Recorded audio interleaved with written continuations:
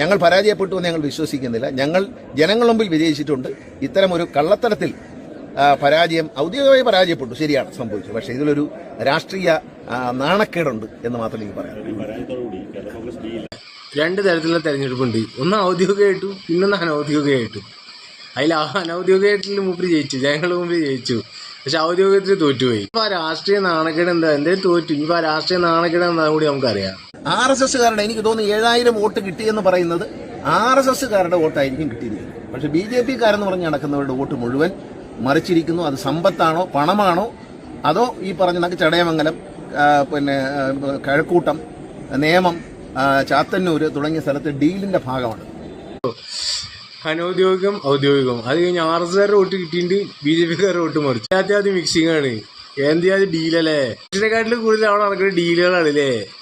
ഇവര് തോറ്റങ്ങൾ സംഭവിക്കൂല. കാസർഗോഡും മഞ്ചേശ്വരും LDF മറ്റേ ലീഗിന് വോട്ട് മറിച്ചു. അപ്പൊ ഇവര് പറയണ കേട്ട ഇവിടെ ഇയാളുടെ മണ്ഡലത്തില് RSSകാരില്ല, BJPക്കാർ വോട്ട് മറിച്ചു ചെയ്തിട്ട് UDF. കഴക്കൂട്ടം, ചാത്തന്നൂര്, നേമം അവിടെ UDF BJPക്ക് വോട്ട് മറിച്ചു LDF പറയണേ. പാലക്കാട് ഇതേപോലത്തെ LDF UDF വോട്ട് മറിച്ചു BJPക്കാർ പറയുള്ളൂ. ആകെ മൊത്തത്തിൽ നിങ്ങൾ പാർട്ടി പ്രവർത്തനങ്ങൾ ആളുകളൊന്നും ആർക്കും അങ്ങോട്ടും ഇങ്ങോട്ടും വോട്ട് ചെയ്യില്ല. നിങ്ങൾ തോറ്റുന്നതായിട്ട് സംഭവിച്ചു ഇവിടെ. അല്ലാതെ പിന്നെ ഈ ഡീലുകൾ മാത്രം ചെയ്തോണ്ടിരുന്നത് ഇലക്ഷൻ നടത്തരുത്. എല്ലാ ഡീലാ, തോറ്റ അപ്പ ഡീലാ. അല്ല തോറ്റ നിങ്ങൾ വിശ്വസിക്കൂല.